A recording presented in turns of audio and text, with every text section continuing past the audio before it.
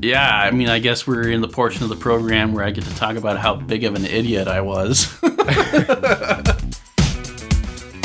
Welcome to How I Made It in Marketing from Marketing Sherpa. We scour pitches from hundreds of creative leaders and uncover specific examples. Not just trending ideas or buzzword-laden schmaltz. Real-world examples to help you transform yourself as a marketer. Now, here's your host, the Senior Director of Content and Marketing at Marketing Sherpa, Daniel Burstein, to tell you about today's guest.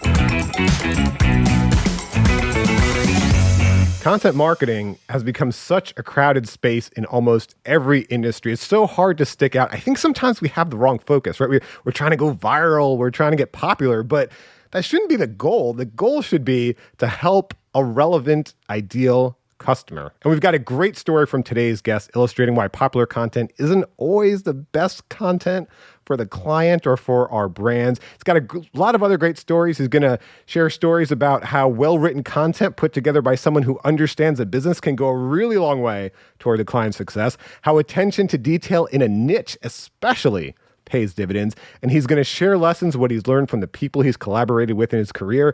Don't go around your supervisor and don't throw your weight around as a new person. Always get the client or prospect on the phone before you give up the goods, and communicating with customers in their own language. Great lessons. Joining me today is Jonathan Fashbaugh, president of Pro Impressions Marketing. Thanks for joining us, Jonathan. Hey, Daniel. I am really excited to be here. Great. Well, before we jump into your story, just give us a little background about what are you working on now? What do you do? Well, I head up a digital agency, Pro Impressions Marketing, like you said. Our client base is exclusively dentists, and that's just a niche that we kind of fell into. But our focus is just helping them find new patients on the internet through kind of all things digital, all things content. We love doing it. That's great. And hey, if you're listening and you're not, you don't market to dentists, I think there's a lot of broad lessons here. I've worked a lot in the B2B and tech space in my career, and a lot of the things Jonathan told me, I'm like, it's very relevant to tech, software, B2B, really any complex marketing. Like this first lesson really, I think, applies to anyone. You want to tell us, so you say popular content isn't always the best content for the client, which at first kind of seems wrong. Like, of course, we want to make our stuff popular, but what did you do to try to make something go viral, and how did you kind of get bitten on the neck by it, I'll say?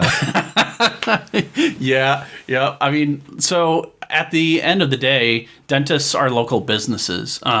Sometimes we don't tend to think of it that way, and sometimes we end up having to actually educate the dentist about that. But a lot of marketing tactics are, all about driving traffic to the website, and at first blush, that's what we were really trying to do as well. In the heyday of content marketing, where there wasn't a whole lot of rules, we were just any idea we came up with, we were writing about. And so for one of our offices, we wrote, this was when the TV show True Blood was brand new. And so one of the articles we wrote was just about how the people on True Blood were able to make that effect where their teeth pop out, the vampire teeth. And so we wrote about how they did that on the show, but then how it's actually possible to have vampire teeth using porcelain veneers. And, we did not say, so contact our office to get vampire teeth or anything like that. But we wrote the post about how that could be done. And, it's probably not a good thing, but, that's how you could have vampire teeth if you wanted it. What we kind of didn't anticipate was people all over the country calling our client saying, "Oh yeah, I want vampire teeth. Can you do that for me?" You could be tempted to think, well, shoot, that's a customer for the dentist. Why wouldn't they want that? But their belief was that is a very bad idea for your mouth. And they certainly weren't going to hold spots in their schedule for, someone in New York to, in theory, fly in and get vampire teeth. I mean, you could probably hear crickets on the other end when those calls came in, because the front desk person was like, "What? You want vampire? No, we don't do that." So they ended up. Great point. Oh, sorry, for any marketer, because I hear this all the time. Oh, we've generated this many leads. Sometimes they're using kind of some questionable tactics, not even content marketing, some other tactics that avoid, find questionable. And we're like, really, that worked? And we're like, oh, we generated this many leads. We generated this many leads. And it's like, okay, what is your lead definition? And then sometimes there's a pause. Like, well, we got a name and we got a phone number so our sales team can call them. And it's like, is that really a lead? So sorry, Right. Go on. What happened? No, that's a huge point and something that we constantly struggle with, educating our clients and future clients when they're comparing us to other agencies. The definition of a lead is so critical because especially agencies that kind of start up and sort of dabble in dental, they'll talk about guaranteeing a certain number of leads. Well, what the dentist hears is a certain number of patients. But in the marketer's point of view, if they get a subscription to, a newsletter or sign up for a white paper, they've just delivered a lead. But the dentist is not scheduling an appointment. And that's what happened with this practice. They called us and they're like, we're getting phone call after phone call from people asking about vampire teeth. Can you please point out on that article somehow that we don't do this? And so that's what we did. Literally in bold text at the top of the article, we put, we do not offer vampire teeth as a service. And guess what happened to their call volume? It stayed exactly the same. The people still call. We were like, yeah, I'm very interested in getting vampire teeth. So in the end, we just had to take it down, even though it was a highly successful piece of content from a traffic standpoint and, a crappy lead gen standpoint. It didn't actually help grow the practice. Well, I love that too, because banner blindness is just such an issue on so many websites. I mean, there are so many times where we felt, hey, we put something on a website, we put it up. Why are we still having questions? Just recently. So as we were talking about, our parent organization, MECLabs Institute, launched a free digital marketing course, but we had 4 older on-demand courses. The new one's free that we paid. We charged $695 for. We didn't want to take those pages down. There were old pages that were up. They had info, so we just put a clear message at the top, very clear message at the top of, hey, we no longer offer this course, but click here and go to the free course. And we'd still get messages of because we used to have the first session free on the paid course. It's like, hey, watch the first session. I can't watch the rest of your sessions. I can't buy it. How do I buy it? And it's like, we mentioned it right at the top. And so what we had to do too is ultimately just take down those pages and redirect it right to the free course. Following directions is hard. Following directions is hard, and this is a common theme in the podcast is we are not our customers. So when we are working on our websites and our web page and all this stuff, I mean, we're just so focused on them, our clients, websites. So we know everything on there. When we add a new banner that gives information, we're like, oh wow, this is a big new thing that people will now see. There's this new banner with this information, and they don't care. They're on their phone scrolling real quick. They've got 3 tabs open. They're listening to something. They don't notice. So we call that banner blindness. It's a very frequent problem.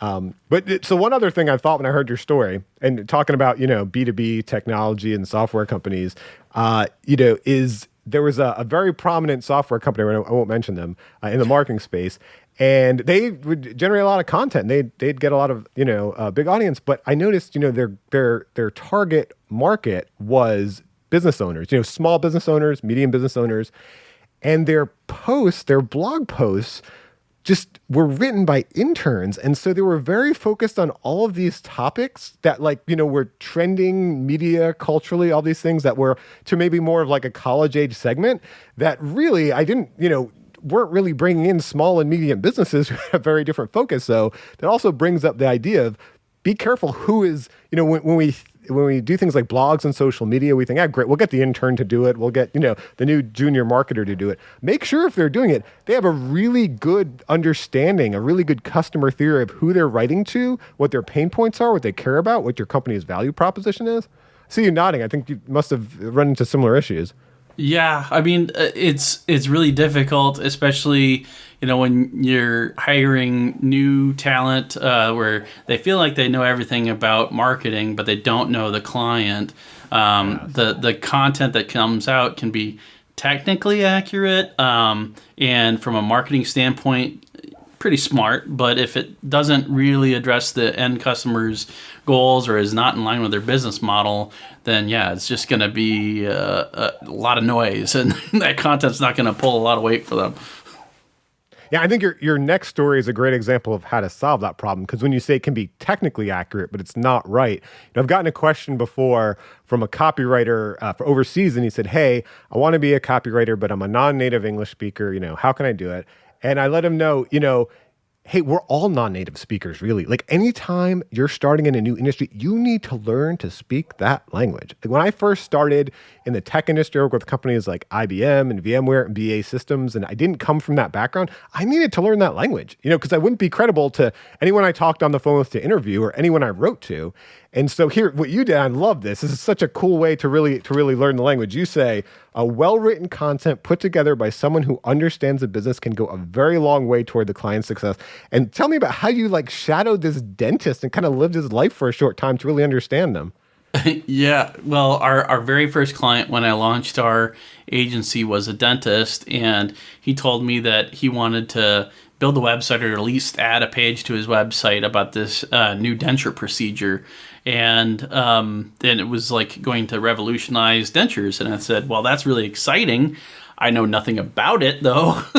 And so I asked him, well, can I go with you to the seminar? Because he hadn't actually gone to the seminar yet. And he's like, well, sure, I guess. Let me ask, and got permission to go there. And, there was a lot of stuff that went right over my head because I am not a dentist. But, was able to just glean, tidbits of things that when they were especially talking about how they talked to their patients, that to me was gold for what we would write to kind of prime the pump a little bit on what they should expect, the process involved, and the problems that it solved, and really understand that from a dentist perspective, but then as a marketer being able to translate that, into layman's terms that would still hit on those pain points. Just as an example, you typically think of old people as having these short faces, kind of smushed up faces because they're missing teeth. And that's hard. Wait a minute, that's really cold. I'm sorry. Old people have smushed up faces. Okay, go on. But what happens, what I learned at this course is that it's because those teeth have worn down over time. And so the typical denture procedure is we're going to put some teeth in your face that kind of fit your mouth, but when you lose teeth, your jaw bones actually shrink. And people don't understand that. And so they'll get their dentures and technically they have teeth in, but they still look old. And this denture procedure was revolutionary because they actually factored in the bone loss and gave them dentures that restored the facial height.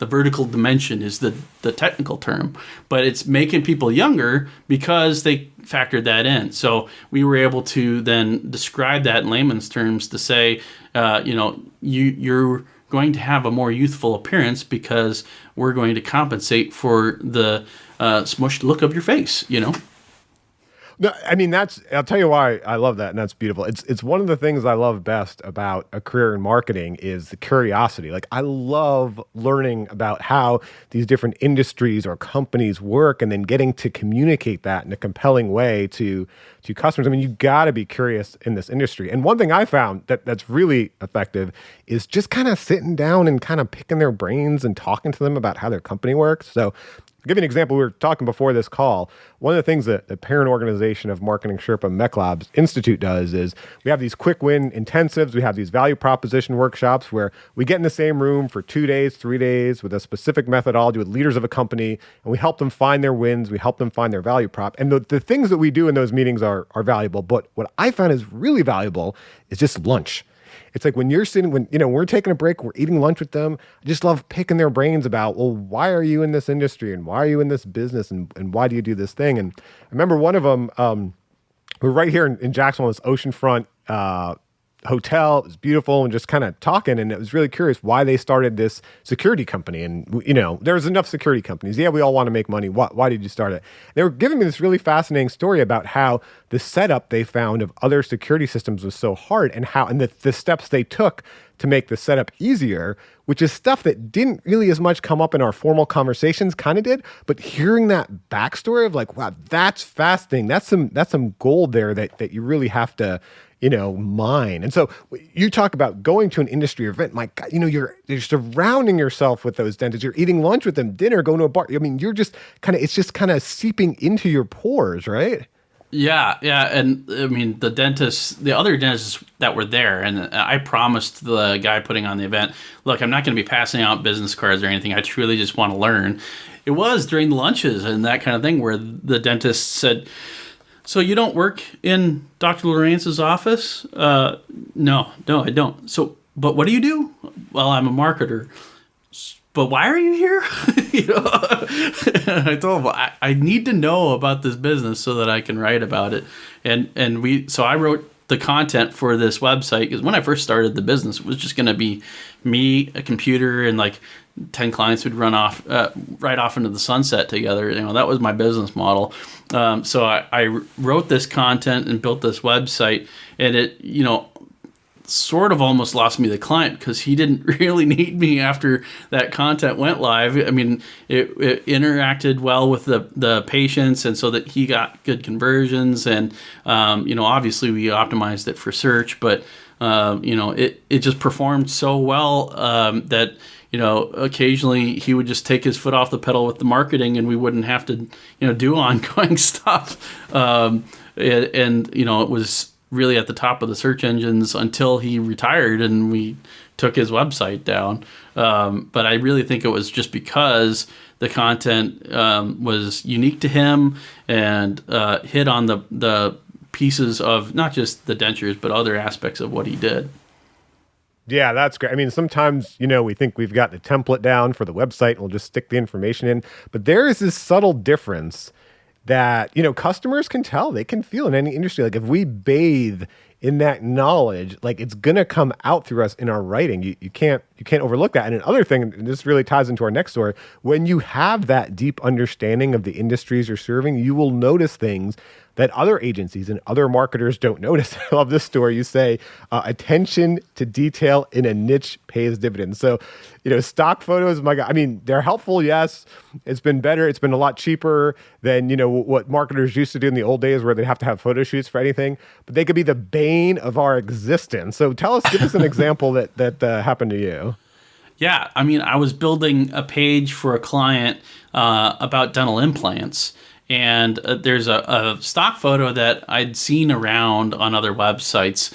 And it, when you're scrolling through stock photos looking for something to use, she was just a beautiful gal, great skin, great hair, kind of tossing her head back with a laugh on a beach, I think. And this client was in Orange County. And so I was like, this is a great stock photo. And I was putting it in. And then I looked a little closer. And sure enough, this gal is missing a tooth. It's not a front tooth, so it wasn't really obvious, but it was pretty clear. As you're following the curve of her smile, there's a big old black gap in her smile. And I started going around on these other websites because, like I said, I'd seen it before. Sure enough, right on their cosmetic dentistry page, there's a gal missing a tooth. I actually used it as a sales tactic a little bit because I would contact those offices and say, hey, did you know that you have a photo of a gal missing a tooth on your cosmetic dentistry page? Maybe it's supposed to be a before. I don't know. But make sure you're clearly labeled. Yeah, I mean, it gets into, really understanding that industry and speaking that language. So one thing I learned, in writing at Marketing Sherpa, I was, since I'm doing this 2 decades now more, I was always interested in the most advanced tactics and the most advanced things and the most complex things. And it was so interesting. And every now and then when kind of a more entry-level person, when they're starting out, I assign them to more of kind of like a 101 kind of basic topic. And sometimes those 101 basic topics would do way better than our advanced stuff. And it really made me realize, now we specifically do some 101 content just to help that. It made me realize there are people that they're just wanting to learn that industry. They're wanting to get interested in bathe in it and understand it. And I think, so for anyone engaged in content and marketing for whatever industry you're in, think about that. I'm not writing for me. You're not just writing for yourself. What are some of those basics you can give them so they can understand that industry, so they can concentrate and focus on it and notice things like a missing tooth in a stock photo? Right, right. I mean, I'm sure that there are nuances in every industry where if you can identify either big wins or something that would be just a kind of critical but subtle failure to avoid, like maybe it's an auto business, and you want to promote them, but they don't sell foreign cars or something, then you got to let your design team know that, so that they don't choose photos that have foreign cars. Or I don't know, maybe that's a terrible example. I have to educate my designers about the type of dentistry that our dentists do, so that they the missing teeth is something that I would hope that the average designer could pick up on. But there are really sexy people that have really terrible teeth, and our dentists notice it every time if we pick a stock photo that is a gorgeous photo, but they have crooked teeth or bite problems that just are like nails on a chalkboard for our docs. Well, and that is, we've written about this before, the creative brief, the design brief. If you're, a marketing director, if you're an agency account executive, it is so important to give context, that crucial context, to a designer and a writer in that design brief, in that creative brief, so they know those subtle things and they can communicate them. Absolutely. All right, so we talked about the things you made in your marketing career, some lessons, some stories from that. But the other key thing we do as marketers, not just make things, we collaborate with people. It's the other people. So let's talk about some of the people you learned from in your career, some of the lessons that we can give the audience. And the first person is Robert Schmochtenberger, the owner of idolum. Feel free to correct me there. Robin Schmachtenberger, but yeah. Robin Schmachtenberger, yeah. And you said... I love this. Don't go around your supervisor, and don't throw your weight around as a new person. What mistake did you make earlier in your career? Yeah, I mean, I guess we're in the portion of the program where I get to talk about how big of an idiot I was. But yeah, I mean, I was just a young kid, fresh out of school, and I had been duplicating CDs for a while, and then started authoring CD-ROMs. This is how long ago it was. And I got them to hire me full time, and that made me feel like I was just some big shot. Got all puffed up and decided that I wanted to work days instead of nights, because that sounded like a lot more fun. And I don't know why I didn't go to my direct supervisor, but I went to Robin and was like, so yesterday I got promoted to a full-time position. I'd now like to work during the days. Just like totally oblivious to the fact that I was, not really earning my, I didn't have enough clout or pull in the job at all. Yet, right? Yeah, I hadn't paid my dues. That's exactly it. Yeah. And then totally went around my boss to just ask for this big favor, and it was just like one of those things that you remember in your brain, and it's just you want to cringe every time you think about it. Like, how dumb was I? And Robin should have probably let me go on the spot. Is like, what are you thinking, man? And my direct supervisor, again, probably should have chewed me out, but they were really compassionate. I think they recognized that I just didn't know how to be a professional yet. I didn't know my limits, and I didn't know the appropriate protocol.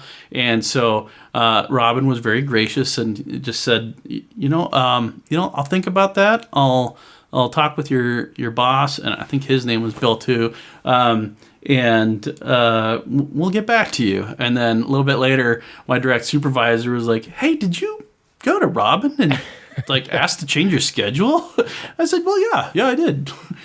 What? Why didn't we talk about this? And he gently but firmly said, you do not do that. That is not how you conduct yourself as a professional. So it was a great learning experience. And now as a supervisor, I try to have the same kind of compassion if someone else screws up like that and just doesn't know what they're doing.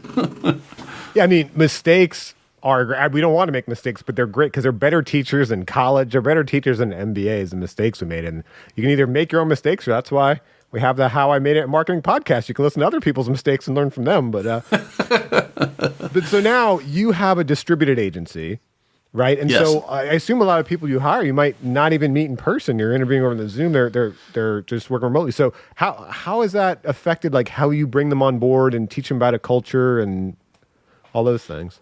Yeah, I mean, I think the biggest challenge is the nonverbal stuff. I mean, we definitely insist on a Zoom interview at the very least, but trying to understand what kind of person we have in front of us in a awkward. I mean, interviews are awkward to begin with, but then you're sitting in front of a camera. You don't know where to look. You try to have again some compassion for that situation while at the same time knowing, is this someone that I can trust? Because I don't know when I'll actually meet them in person, and yet I'm going to be paying them a lot of money to do work for people that trust me. And it's definitely something that's a new frontier for us, and I guess the world at large. We're still learning the best way to do that. Yeah, and another challenge with remote work is, I remember when I worked in an agency and I pitched my ideas, I had the luxury of almost always doing it in person. You're there with the people, you can engage them, you can guide the conversation, you can read them a little better. So these days, that's not always the case, and this brings us to this great lesson from, I think it's Bill Fukui, the Senior Director of Business Development at MedShark Digital, and he said, always get the client or prospect on the phone before you give up the goods. So how did that teach you about how to pitch to clients, how to pitch your creative ideas? Yeah, I mean, that was a super formative lesson that really pressed into just not being afraid of conflict. It's awfully easy to just fire off an email and hope for the best. And now as I'm training younger professionals, I have to insist on the same thing. I mean, we want approval on a mock-up. We want a yes to a proposal that we put together. But if you just fire that off in an email, you might as well kiss it goodbye and know that you're sort of setting yourself up for failure. It doesn't feel like it because our design teams, they work really hard on these mock-ups. We put together these proposals, hopefully with a lot of good thought into what the prospect needs and what we're offering. But then I think there's just a timid part of us that would love to get away from the situation where we're going to be told no. And it's a lot better to instead get them on the phone, walk them through, this is why we did this is why we did this, or this is why I'm proposing this, because you have this problem and this outcome that could happen if we solve it. And you're really guiding the thought process, not just presenting something, but you're helping shape the way that it's perceived by the other party. And you're going to get a lot more yeses when you do it that way, as long as you can have the emotional intelligence to say, I feel that conflict, I feel that possibility of being told no, I'm going to press into it, instead pick up the phone or insist on scheduling that Zoom meeting where I can share my screen and walk the customer through that. That it takes more work to do it that way, but it will make you more productive. It'll make you get more yeses.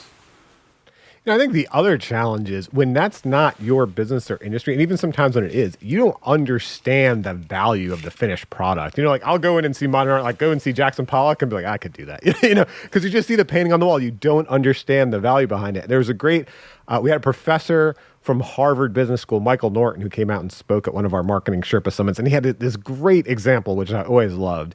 He does research on trust through transparency, on this idea that if people understand the process better, they'll value the product more. And he gives a great anecdote about a locksmith. And the locksmith told him, when I was first a locksmith, and someone would be locked out of their house, and I wasn't very good at it, and I'd be, take me an hour and a half, I'd be sweating, I'd be cursing, I'd be knocking. Finally, I had to kind of just break their door down to get them in, and then I'd say, okay, $150, and they'd be like, hey, no problem, here you go, because they saw the work that went into it. And he's like, I've gotten really good. In 2 minutes, I can boop, boop, boop, do the right things, get the door open. I'm like $150. And they're like, what? What am I paying for? And so is that idea of the second experience is a better customer experience, right? Your door's not broken down. It's a lot quicker, but you don't see that value. And it's the same thing, I think, when we present our creative ideas, when we present our marketing ideas, whether it's to layman like a dentist who's not used to marketing, or even to a marketing director or a CMO, they really need to understand sometimes the process you went through, and also why you made the choices you did. Why we did this instead of that. Yeah, we thought of this and not that. Yeah, for sure. It's like the other way scenario I've heard that described in is for attorneys. They're like, "What? I'm paying $400 for you to write this letter?" No, you're paying $400 for all the years I spent in law school. Knowing what to put in the letter. That's exactly right. Yeah. So I think there was the Dale Carnegie book. There was a famous example of how to influence friends, win friends and influence people. How someone goes into a factory and they there's this big piece of machinery that's not working, and they like take a paper clip or something and do something, and then they give like a bill for $10,000, and they're like, "What? We need a breakdown of this, an itemized bill." And so it was like, okay, the itemized bill was paper clip $1, knowing where to put the paper clip $9,999. Right. So, well, and I think just describing it, whatever you do in terms of what is actually happening for the client as the end result, it's not that this is a really special paperclip and I'm going to insert it in this specific way because that's the way it has to be done in this type of machine that is this model. No, it's your productivity was at 0 and you were really concerned about this machine. You thought it was broken. It was going to cost you hundreds of thousands of dollars to replace, and all your productivity was being lost, and now your productivity is restored. The widgets that you make, that you sell for $20 a piece at this volume, you are now restored in that productivity, and you didn't have to replace your machine that would have cost hundreds of thousands of dollars. Here's my $10,000 invoice. What is the resulting experience for the client? Exactly. Yep. Nobody wants a drill. They want a hole in the wall, right? That's a famous saying. So your last example here is something kind of we touched on earlier, but it's great. Communicating with consumers in their language. What did you learn from Jeff Haddad, the owner and a dentist at Rochester Advanced Dentistry? Yeah, Jeff actually is a dentist that teaches dentists.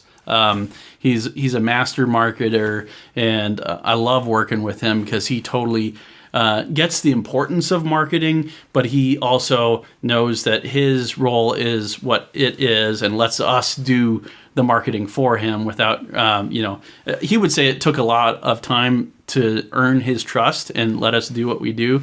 But I actually attend a lot of the seminars that he teaches, and it's just amazing to hear him teach people, other dentists again, to, they treat TMJ disorder. That's a big thing for them. And in doing so, they use this machine. It's called a K7. It's by a company called Myotronics, and it has this jaw tracking software where you put a magnet on their teeth, and they're opening and closing their bite, and they're tracking how these muscles are firing using EEG stuff, the same thing that they use to track heart monitors. So there's a lot of science that goes into this, and these dentists are just eating it up, getting really excited, spending a lot of money on this technology. And so the process that these dentists go through ends up with them wanting to lead with that.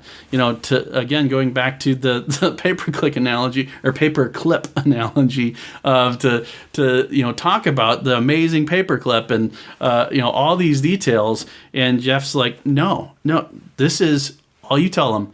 This is a bite computer. It's helping us to understand how hard your muscles are working when you open and close your mouth.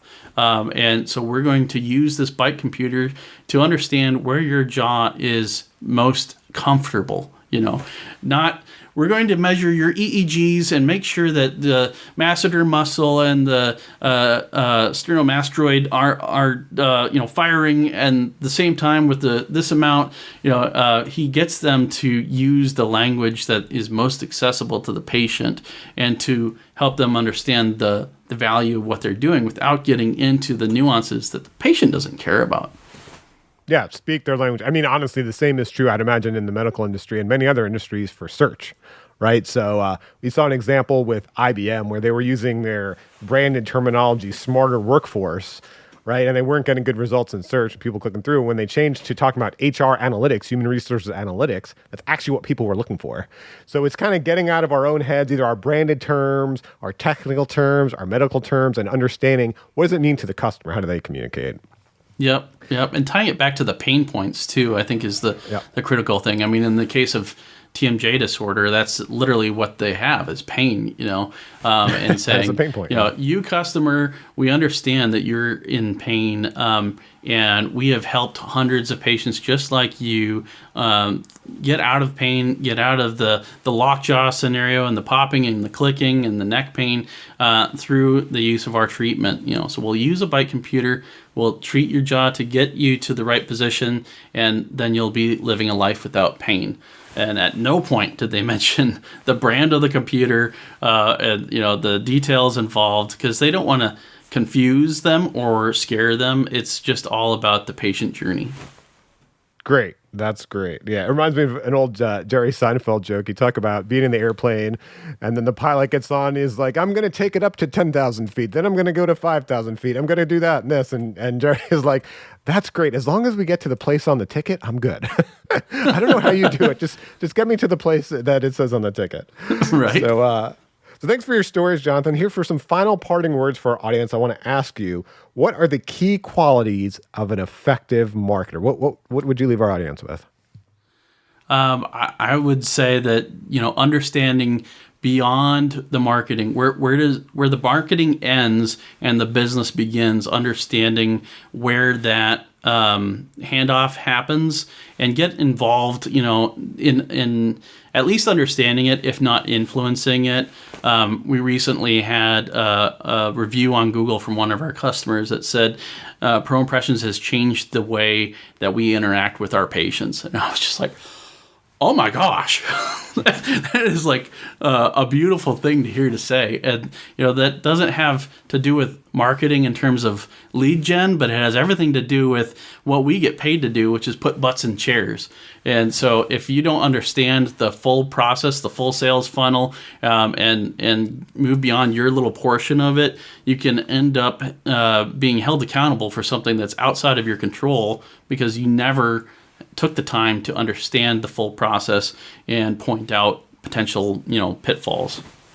That's great. I think it gets back to kind of the original thing we talked about in this episode was understand what a lead is, right? Because if it's just a name and an email address and a phone number and you're just throwing it to someone else, you're like, my job is done, you're not going to be that effective.